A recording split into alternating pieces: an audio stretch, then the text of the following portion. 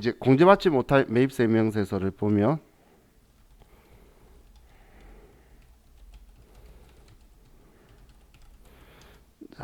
이게 첫 번째가 우리 공제받지 못할 매입세인데요.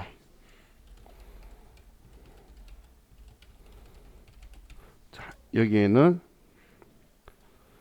우리 세금 계산서 수취 분중 불공제 사유에 해당하는 것들이 들어오는 거죠. 다시 말씀드리지만 우리 불공제 사유인데 신용카드나 현금 영수증은 여기 자체에 안 들어오는 거예요. 그렇기 때문에 이제 불공제 사유에 해당하는 경우에 자, 이게 들어오게 될 거다라고 보시면 돼요. 그럼 다른 것보다 그 필요적 기재 사항에 대해서만 여러분들이 한번 생각하시면 돼요. 이제 공급자가 공급받는 자보다 과세관청은 더 중요하다라는 건 알겠죠. 공급자가 거래가 있고 나면 매출세 가지고 있는 게 공급자이기 때문에 공급자만 우리 상호 성명을 물어보고 공급받는 자는 등록번호만 있으면 된다는 거예요. 그리고 우리 매매추 전표 쓸 때 항상 쓰는 게 작성 일자인 우리 매매추 전표 입력 일자가 있죠. 작성 일자하고 공급가액 쓰는 게 과세 표준인 거고. 그리고 과세 표준 쓰면 우리는 과세 유형을 선택했기 때문에 색이 자동으로 나오죠. 그래서 그 부분만 좀 신경을 쓰시고, 그리고 누락이지 착오에 의해서 썼고 제대로 된 걸 확인 가능한다면 매입세 공제가 되니까 여기에 안 들어오는 거예요. 여기는 매입세 공제가 되지 않는 것만 들어오는 거니까 단순 착오에 의해서 우리가 뭔가 잘못 썼다라고 하면 그때는 여기에 해당 사항이 아니니까 여기 들어오면 안 된다고 보시면 돼요. 그럼 면세 사업에만 썼다면 여기에 들어올 거고, 과세 사업에만 썼다 그러면 물건이 돼서 여기에 들어오지 않을 거예요. 그럼 이제 그 다음은 과세 사업, 면세 사업 같이 사용한 것들 있죠. 네, 공통으로 우리가 사용한 거에 대해서 공통 매입세액 우리 안분 계산 내역이 있는데, 공통 매입세액 안분 계산 내역은 이때는 예정 신고 시에 하는 거예요. 예정 신고 때. 그래서 예정 신고 때 할 거고, 여러분들은 뭐 크게 어려운 거 없는데 한글을 잘 봐야 되죠. 우리가 입력하는 게 우리가 공통으로 사용한 공통 맞아. 그 전에 우리는 항상 우리는 공급 가액 기준으로 안분을 할 거고, 제가 무조건 1번 선택하고 들어가라고 했던 거 있죠. 매입 가격이나 예정 공급 가격이나 면적 기준이 아니고 공급 가액 매출액 기준으로 갈 거란 이야기예요. 그럼 안분을 이걸로 할 건데, 우리가 먼저 쓸게 우리는 공통 매입 공급 가액 과세 면세 사업에 같이 쓴 것만 여기 쓸 거예요. 공급 가액을 입력을 하고, 그리고 우리는 총 공급 가액에는 얘는 과세 매출액 면세 매출액, 근데 이 매출액이라고 쓴 거는 부가가치세 안 들어가 있는 거. 부가세는 우리 매출액이 아니잖아요, 그죠?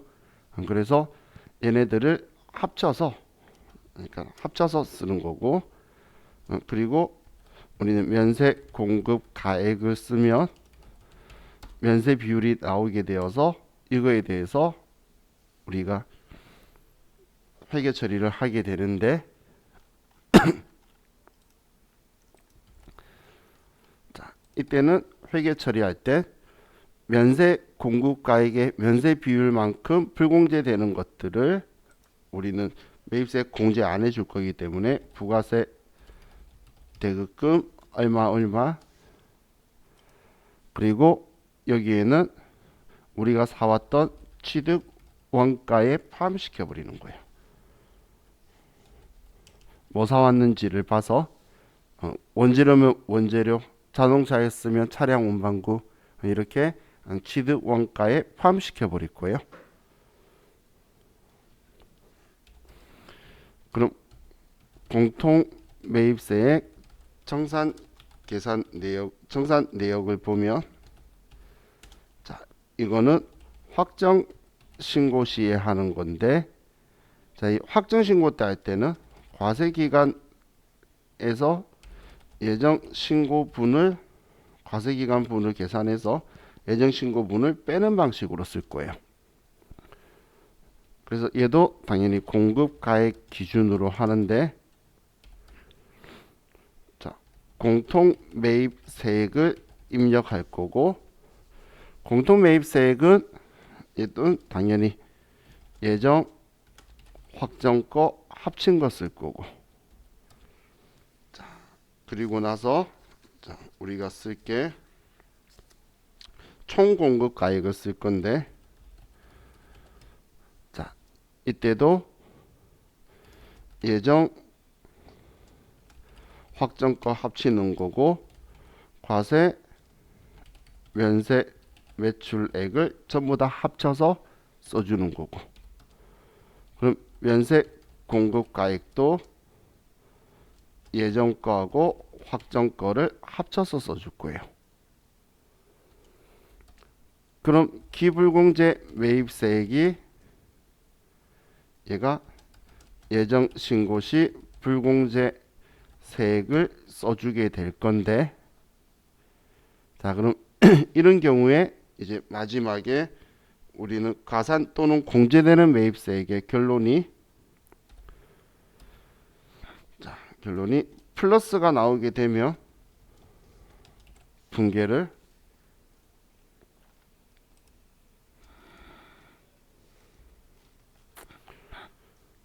더 불공제해야 된다는 거기 때문에 부가세 대급금 얼마 차변에 취득 원가에 포함을 할 건데, 만약에 마이너스가 나오게 되면 면세 비율이 줄었다는 거예요. 그래서 거꾸로 마이너스 금액만큼 부가세 대급금을 높여주게 될 거고, 그러면 이때는 취득 원가에서 차감해 줄 거예요. 금액을.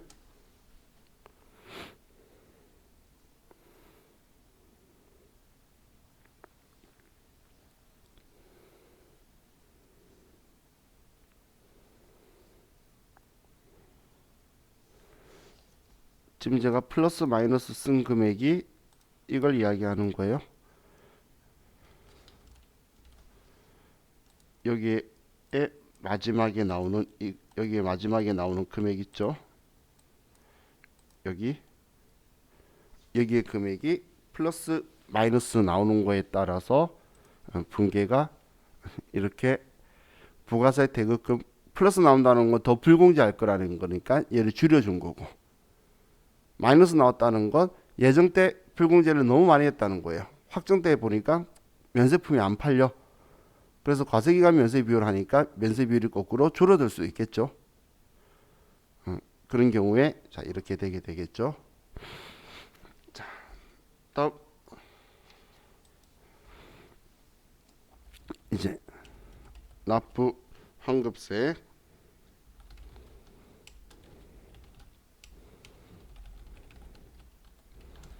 자, 재계산을 보면, 자, 이건 면세 비율의 차이가, 자, 과세 기간별 면세 비율 차이가 5% 이상 날 때만 하는 거예요. 5% 이상 날 때만.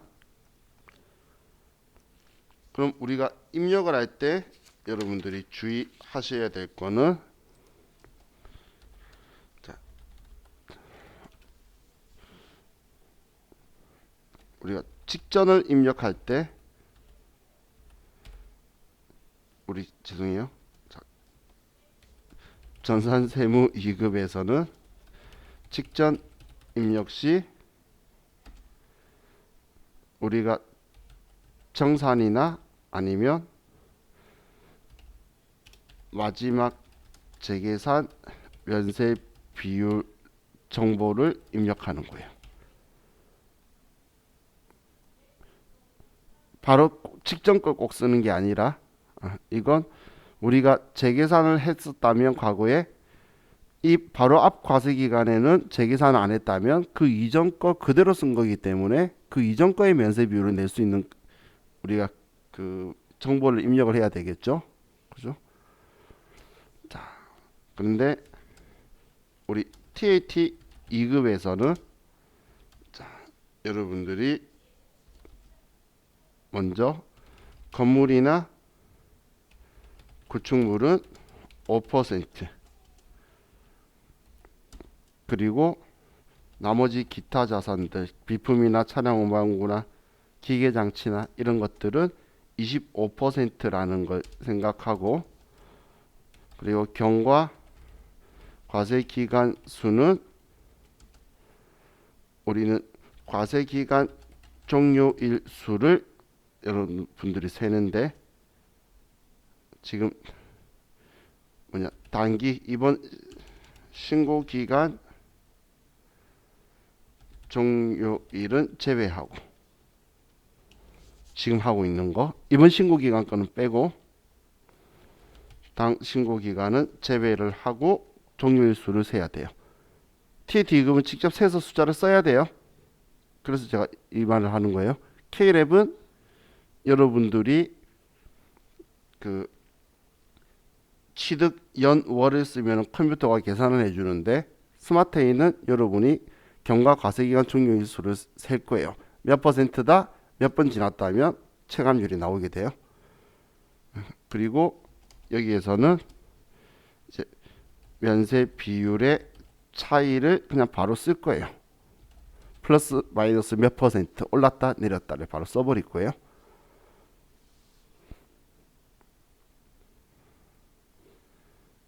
그럼 차이가 이렇게 나올 건데, 이것도 좀 성의가 없나요? 분계는 이렇게 될 거예요. 면세 비율이 늘어나면 취득원가에 포함시켜 버릴 거고, 면세 비율이 줄었으면은 그만큼 우리는 부가가치세를 다시 환급해서 돌려주고, 그리고 취득원가에서 차감할 거예요.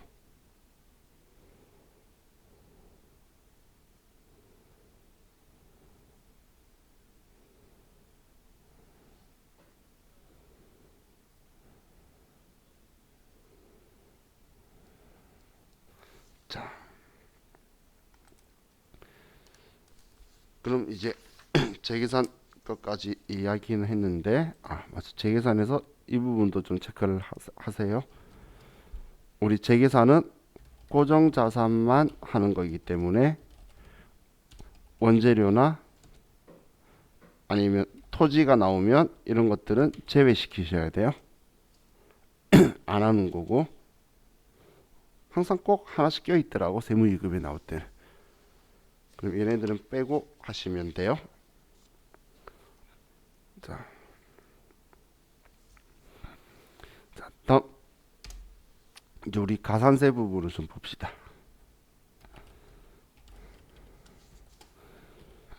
자, 우리 가산세는 469페이지에 적혀 있는데,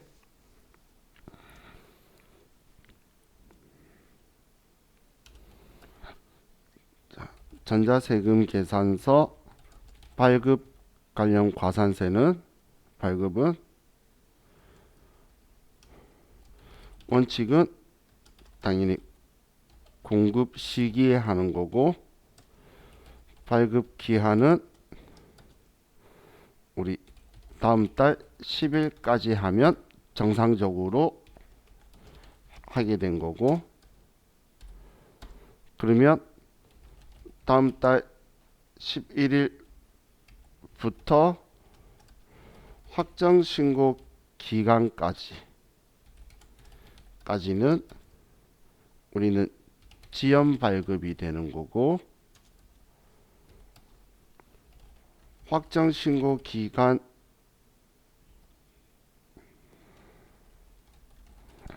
다음 날부터는 미발급이 되는 거죠. 7월 25일, 1월 25일에 이야기하고 있는 거죠. 그죠? 자, 그럼 지금 제가 하고 있는 거는 자, 죄송해요. 여기 부가가치 세법상 가산세인데, 자, 이 부가가치 세법상 가산세는 공급 가액 곱하기 가산세율을 곱해주는 거예요. 그래서 공급 가액을 가지고 얘가 몇 퍼센트다 이렇게 결정이 되는 거죠.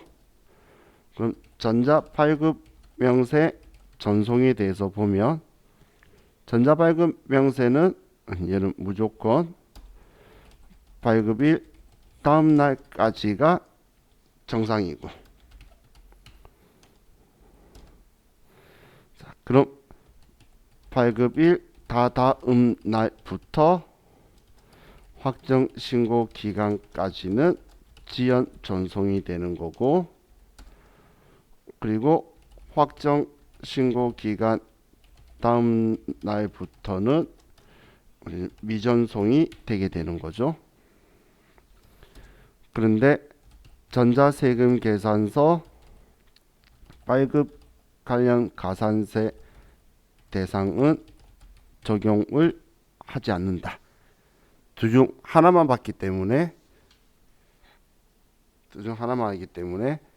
얘가 적용이 되면은 전송에 관련된 가산세는 가산세율이 훨씬 낮기 때문에 적용을 하지 않는다라고 했어요. 자, 그리고 전자세금 계산서,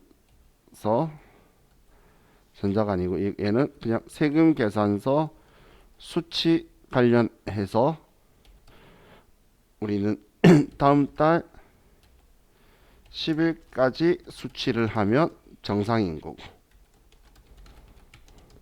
그러면 다음 달 11일부터 확정 신고 기간까지는 지연 수치고, 그러면 확정 신고 기간 다음 날부터는 공제 안 해줘요. 아예 그냥 통째로 공제를 안 해준다는 이야기예요. 그렇기 때문에 그냥 미수치 이런 표현 안 쓴 거예요. 세금계산 안 받은 건데 공제 안 해주니까 미수치 이런 표현 가산세가 아니죠. 그냥 10% 끝나고 날려버린다고 생각하시면 돼요.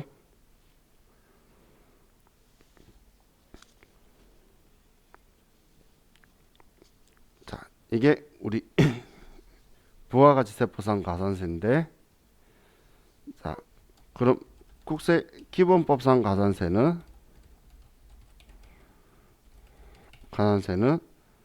자, 우리가 가산세를 누락한 납부세액이나 아니면 초과 환급세, 내가 받으면 안 될 걸 받은 거 있죠? 이걸 가지고 가산세를 부과를 할 거예요. 그럼 신고 불성실 가산세는, 자, 여러분은 다른 데 갈 생각하지 말고 무조건 우리 신고 불성실 가산세는 여러분이 쓰실 때 과소 초과 환급 일반 여기다 쓰는 거예요. 여기에 과소 초과 환급 일반, 여기에 누락한 납부세액을 입력을 하고, 입력한 후에 가산세는, 자, 여기다 아래다 쓸게요. 누락한 납부세액 곱하기 10%고, 그리고 여기에 곱하기 감면을 할 건데, 예정신고 누락 확정 신고할 때는 감면하기 위해서, 적용하기 위해서 75% 이렇게 하면 불편하죠. 그냥 곱하기 25% 해버리시고, 일반적으로 우리 수정신고 누락을 하면, 수정신고 누락이래. 수정신고를 하게 되면 감면 적용은 그냥 10%만 한다고 보시면 돼요. 원래 얘는 3개월 이내, 얘는 1개월 이내인데 일반적으로 이렇게 적용이 될 거예요.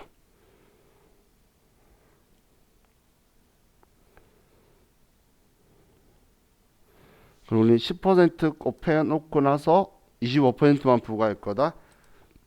10%만 부과할 거다. 그렇게 하시면 돼요. 자, 납부 불성실 가산세, 납부 지연 가산세는 그냥 여러분은 누락한 납부세액을 입력하고, 그리고 기간도 일반적으로는 뭐 예를 들어 예정 때 누락한 거 확정 때 한 거면 4월 25일, 7월 25일이죠. 그런데 4월 25일이 토요일이었다. 그러면 27일 날 할 거예요. 신고 기간이 7일까지겠죠. 그리고 지금 신고하는 걸 꼭 7월 25일 날 할 필요는 없어요. 대한민국 사람이 언제까지라고 하니까 그날까지 해서 그런 거지 7월 1일 날 해도 되는 거예요. 그래서 며칠 날 신고했다라고 하면 그 날짜를 보고 여러분들이 쓰셔야 돼요. 아무 말이 없으면 일반적인 기간이 될 건데, 그래서 누락한 납부세액을 쓰고 나서 그리고 당초 신고 일자하고, 그리고 지금 현재 신고 일자를 입력을 정확하게 하시면 컴퓨터가 알아서 나오게 될 거고, 영세율 과세 표준 신고 불성실 가산세는 여기는 대놓고 과세 표준이라고 적혀 있죠. 그래서 여기에는 누락한 영세율 거래 공급 가액을 입력을 하고, 그리고 나서 세액이 자동으로 산출이 될 거기 때문에 그럼 여기에다가 산출된 가산세의 감면율을 적용을 해야 돼요. 감면율 적용은 이거하고 똑같으니까 얘는 그냥 신고 불성실과 동일 적용한다고 보시면 돼요.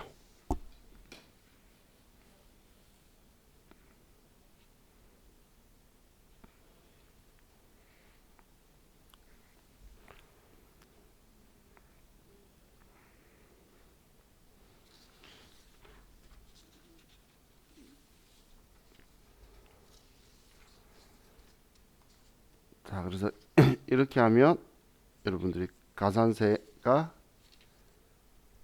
여러분들이 뭐 생각한 것보다 가산세가 그렇게 어렵지는 않죠. 이거 누락한 납부세액만 잘 찾으시면 돼요. 그냥 우리 부가가치세 신고서에서 이게 기억이 안 나면 제가 위에 작성 방법 켜기 쓰라 그랬죠. 그래서 71번 여기 쓰려고 하는데 생각이 안 나. 그러면 작성 방법 켜기를 누르면, 그러면 여기에 위에 거는 부당한 방법이니까 그럼 부당한 거 아닌 거에 대해서 우리는 그 외 그냥 일반 과소신고는 납부세액의 10%라고 적혀 있죠.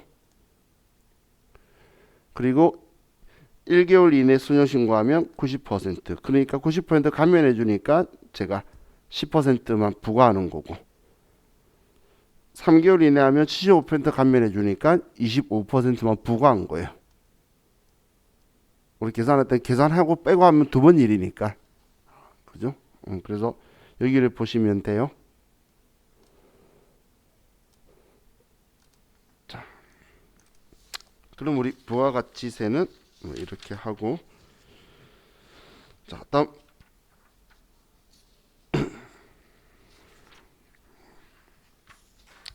우리 478페이지로 가서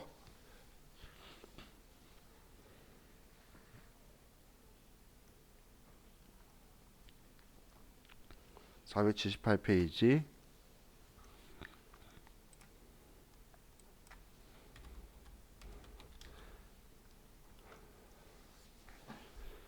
우리 사원 등록에 대해서 이걸 프로그램 기준으로 보면, 자, 다른 건 여러분들이 다 잘 아실 거고 우리는 이 부분만 체크를 좀 해야 되죠. 이거하고 이 부분.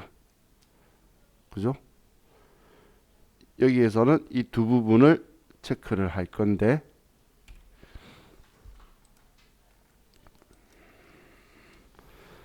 자, 그럼 사원 등록 메뉴에서는 먼저 국외 근로가 있는데, 자, 우리 국외 근로에서 경우에서는, 자, 우리는 일반적으로는 M01번을 사용하는 우리 100만 원 비과세를 여러분들이 선택을 할 거예요. 300만 원은 원양 어선이라든지 아니면 우리 회사가 건설 감리로 해가지고 우리가 파견되거나 그런 경우에만 300만 원이 적용 대상이 되니까 우리는 M01번을 선택하셔야 되고, 자, 그리고 생산직 연장 근로 비과세는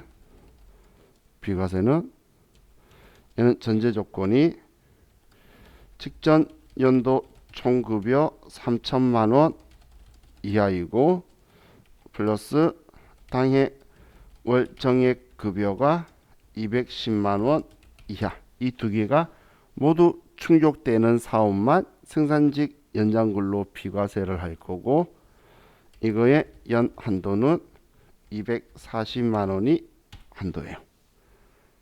1년간.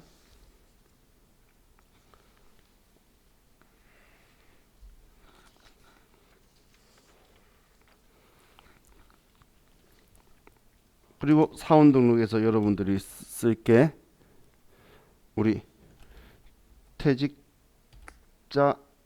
근로소득 중도 정산을 하는 경우 여기에서 퇴사 일자를 입력을 하셔야 되죠. 퇴사일, 퇴사 연월일 입력을 여러분들이 꼭 하셔야 돼요. 여기에 퇴사 날짜를 써야 급여자료 입력에서 중도퇴사 정산에 대한 창이 활성화가 되어서 쓸 수 있기 때문에 여기에 날짜를 꼭 써서 여러분들이 반영하셔야 되고, 자, 다음 우리 사원 등록 말고 우리 추가 사항이라고 적혀 있는 곳 먼저 보면, 자, 추가 사항에서는 먼저 만약에 급여자료 입력할 때 입력에 공제에서 학자금 상환이 나오면 여기에서 수정을 할 거예요. 추가사항에서. 지금까지 전부 다 부라고 되어 있기 때문에 안 뜨는데 우리 계속 체크했던 거 있죠? 즉 이거 이야기하는 거예요. 급여자료 입력할 때 공제 학자금 상환이 항상 열하고 되어 있는데 급여명세서에 안 떴죠. 얘를 띄우는 거는 사원 등록에서 추가사항에 여기를 열하고 체크를 한다는 이야기예요. 여기 열하고 된 사람만 급여명세서에 공제 쪽에 그게 항목이 떠질 거예요. 혹시나 나올까봐 얘는 이야기한 거고, 다음 중소기업 취업 세액 감면 같은 경우에는, 자, 얘는 5년간 90%를 해줄 거예요. 그런데 기간을 이렇게 쓰라고 했어요. 자, 5월달이라고 하면 2020년 5월 1일부터 2025년 5월 31일 이렇게 쓸 거라 그랬어요. 예를 들어서 쓰면 1월 1일이었으면 1월 31일까지 쓰는 거다. 그리고 소득세 간이 세액표 요율 플러스 마이너스 20% 설정도 여기 추가사항에서 하죠.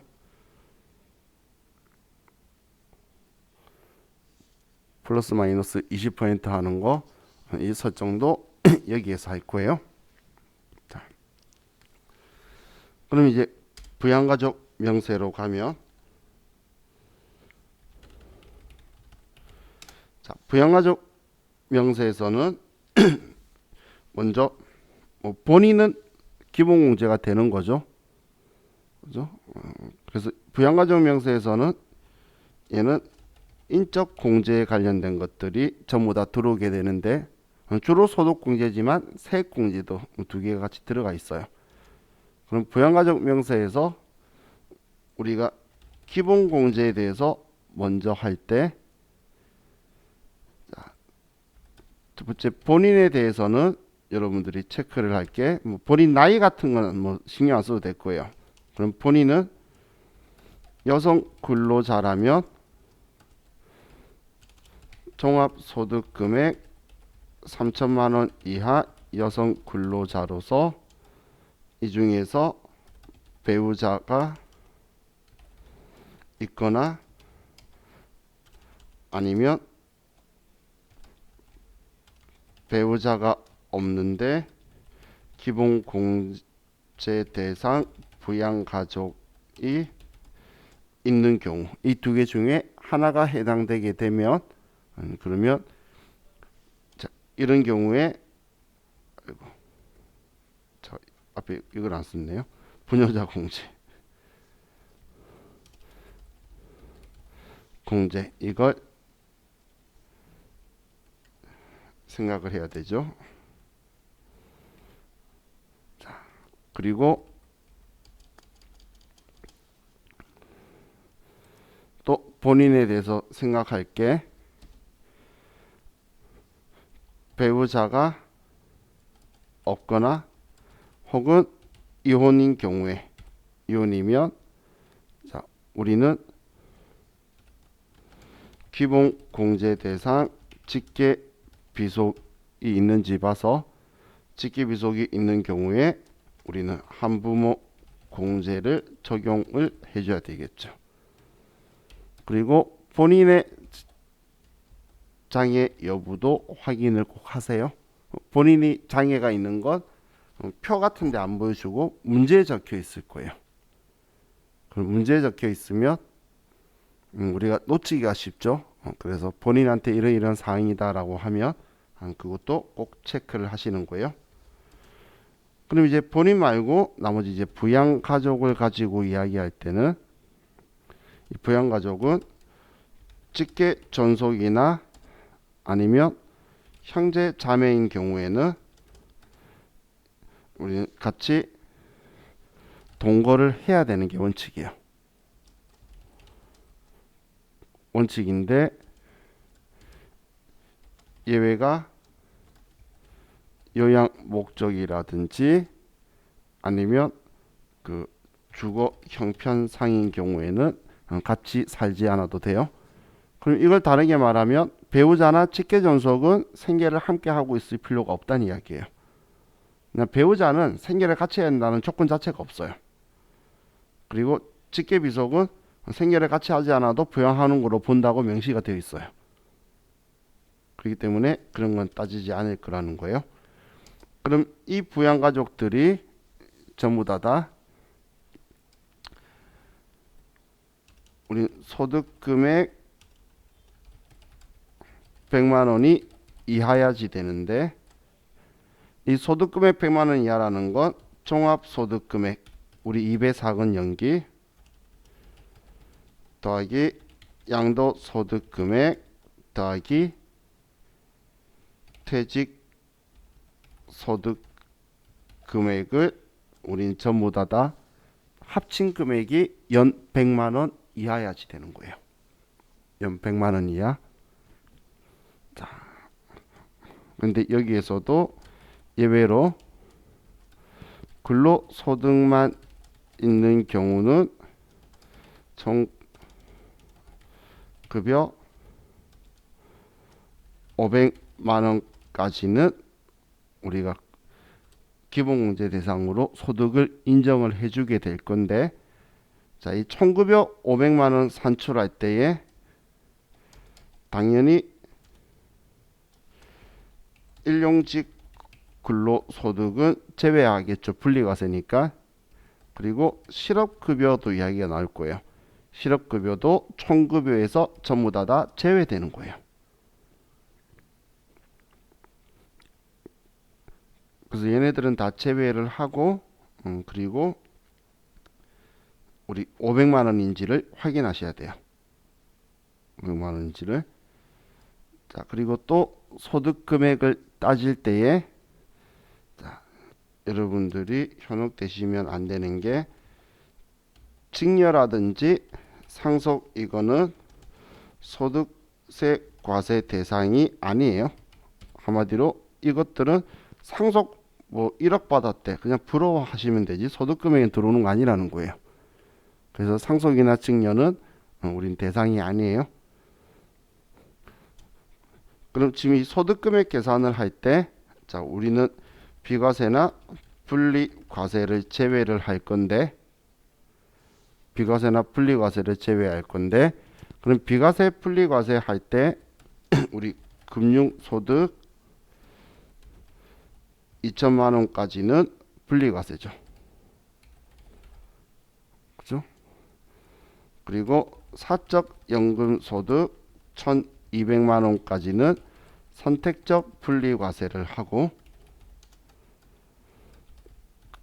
그리고 기타 소득 금액 3천만 원까지도 선택적 분리과세를 할 거고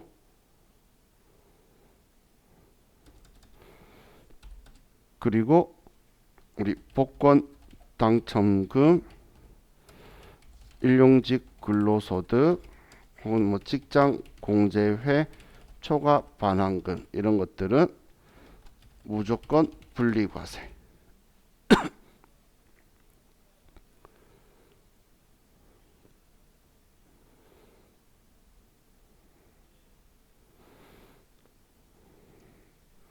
그럼 이걸 위해서 여러분들이 계산을 하실 때 자, 분리과세라는 말 자체가 원천징수로 납세 의무를 종결한다는 거니까 그럼 우리는 원천징수 당해야지만 분리과세라는 말이 성립이 되겠죠. 그죠? 원천징수 당한 적이 없으면 분리과세라는 말 자체가 성립될 수가 없는 거예요. 분리과세는 원천징수로 납세 의무를 종결한다는 건 내가 세금 떼인 거 가지고 더 이상 세금 안 내겠다는 건데 원천징수 당한 적이 없으면 세금 떼인 적이 없잖아. 그러면 무조건 종합과세로 넘어가는 거예요. 그래서 2천만 원까지는 분리과세니까 예를 들어 2,100만 원이 되죠. 예를 들어 배당이 1,700, 뭐 이자가 400이었어요. 그럼 2,100이죠. 그럼 그 사람은 종합소득이 2,100이 되는 거예요. 분리과세를 안 한다는 건. 그럼 종합소득 금액이 바로 2,100만 원이 되어버리겠죠. 필요금비가 없잖아요. 얘네들은. 금융소득은 필요금비가 없는 소득이죠. 그럼 소득금액이 2,100이고 종합소득세 신고를 2,100만 원으로 하는 거예요. 그 사람들은. 근데 그렇다고 그 사람들이 부당한 건 아니에요. 왜냐하면 그거밖에 없으면 이 사람은 뭐 일부 6%, 일부 15%잖아요. 근데 분리과세 하려고 그러면 전부 다 14%로 끝내는데 분리과세가 무조건 좋다고 본인만 가지고 봤을 때는 모르지만 가족이 이렇게 또 세제 혜택을 받으면 분리과세 받는 게 세부담이 유리해지겠죠. 그래서 종합적으로 쌍방을 다 생각하면서 세금을 계산을 하는 거예요. 저 사람이 14%가 유리할지 뭐가 유리할지 또 생각하지만 나의 한계세율도 생각해야 되죠. 자, 그럼 방금 제가 이걸 이야기했는데 자, 기타 소득에서도 자, 이쪽에다 쓸게요. 자, 기타 소득에서 자, 우리 주무관청에 등록된 곳에 등록된 뭐라 부르죠? 주무관청에 등록된 협회의 경진대회 상금 하고 그리고 주택 입주 지체 상금 이거는 추정 필요 경비 80%를 적용을 해줄 거예요. 그 외 나머지는 추정 필요 경비 60%를 인정할 건데 자, 이것보다 그럼 먼저 하나를 더 생각을 해보면 자, 그 외라 써버렸으니까 불로소득 있죠. 노동하지 않고 받는 소득들, 이거는 무조건 실제 지출 경비만 인정해 줄 거예요.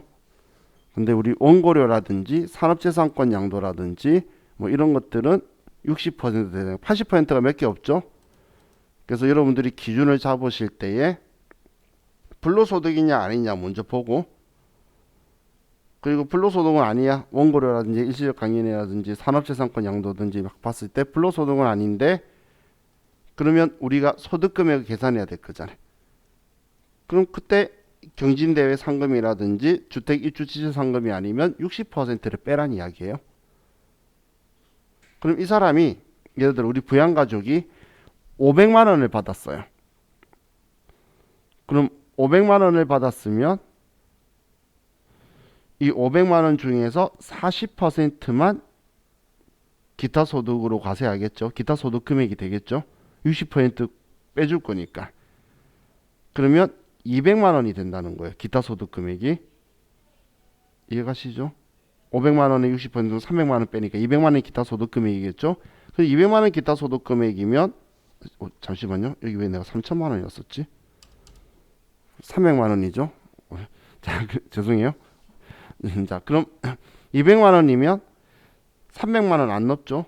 그러면 이거에 대해서 선택적 분리과세가 가능하다는 거예요. 선택적 분리과세가 가능하다는 거예요.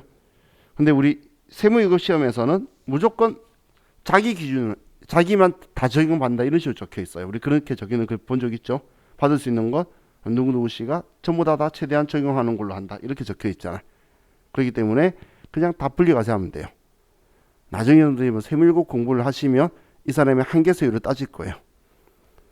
이 사람이 20% 8.8% 떼이는 게 나을지, 나한테 끌고 와가지고 이 사람 세금 이 사람은 종합과세 내는 게 나을지, 그거 나의 세율이 1원당 얼마씩 오르는지를 계산해 가지고 이 사람 공제 받았을 때 내가 유리할지, 이제 그런 거 이제 유불리를 따져 가지고 선택을 하는데, 우리 시험에서는 그런 거 따지지 말고 전부 다 분리과세 시켜버리라는 이야기예요. 자, 그리고 기타 소득에서 혹시 모르니까 퇴직 후 수령하는 발명 보상금은, 퇴직 후 수령하는 발명 보상금은 얘는 500만 원까지 비과세죠. 그럼 비과세도 소득 금액에는 안 들어오는 거잖아요. 그러니까 이걸 빼고 생각해야 되겠죠. 그죠? 그럼 퇴직 후 수령하는 발명 보상금도 800만 원이면 300만 원 남겠죠. 500만 원 비과세니까 그럼 300만 원까지 분리과세 돼요. 선택적 분리과세가 같이 될 거예요.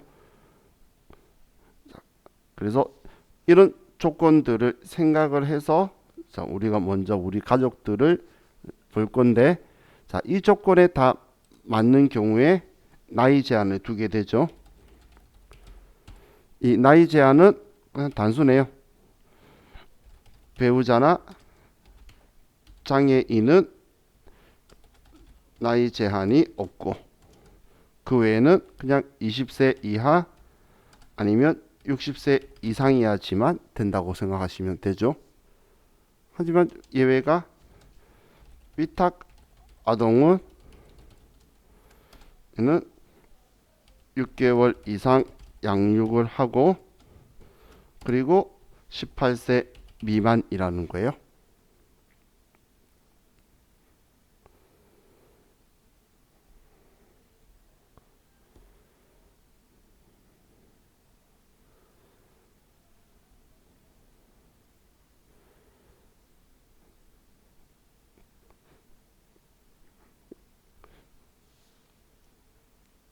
그럼 우리가 기본공제에서 부양가족 명세할 때 이런 식으로 가족들을 체크할 건데 뭐 나이나 장애인은 여러분들이 다 아시니까, 자, 기본공제 대상자만 추가 공제가 적용이 가능한 거예요. 한마디로 기본공제가 안 되면 추가 공제는 없어요. 뭐 70세 넘었다, 경로자, 뭐 장애가 있다 이런 것도 기본공제가 안 되면 다 안 되는 거예요.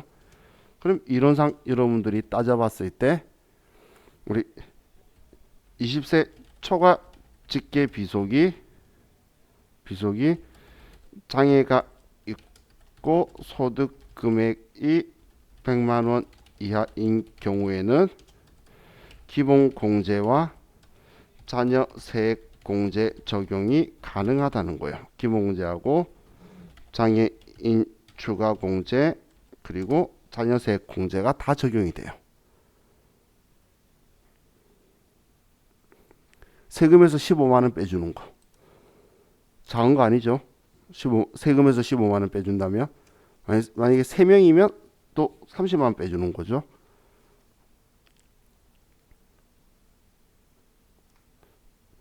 우리 TAT 이거 이론 시험 때문에 지금 제가 이걸 이야기하고 있지. 컴퓨터는 사실 쓰면 자동으로 뜨잖아. 그래서 여러분들 신경도 안 쓰고 지금까지 했었죠. 아무도 신경 쓰시는 못 봤어. 그죠? 근데 이제 TAT 급은 실무 이론이라고 적어서 우리가 실기하던 걸 글로 적어서 내요. 그럼 여러분들이 이런 생각이 들 거예요. 아, 얘가 어떤 기준으로 나왔더라? 이랬던 것 같은데 봤는데 이 생각이 계속 들어요. 그게 실기를 글로 적어놓은 글이 많아서 막 깝깝하고 막 그런 느낌이 드는 게 TAT 2급 그 이론 문제라고 보시면 돼요.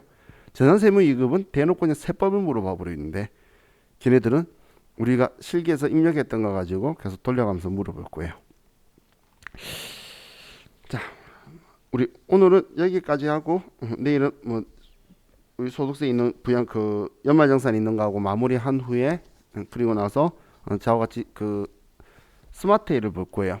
그래서 스마트회 할 때 그때 PDF 파일 제가 드렸던 거 있죠. TAT 그 PDF 파일 있는 거 그걸 보고 저와 같이 이제 지금 우리 프로그램 스타일이 조금 틀린 것들이 있으니까 그래서 부가가치세하고 원천징수 한 후에 그리고 저와 같이 이제 기출 문제를 두 개를 다 번갈아 가면서 쭉 풀어 나갈 거다라고 생각하시면 돼요.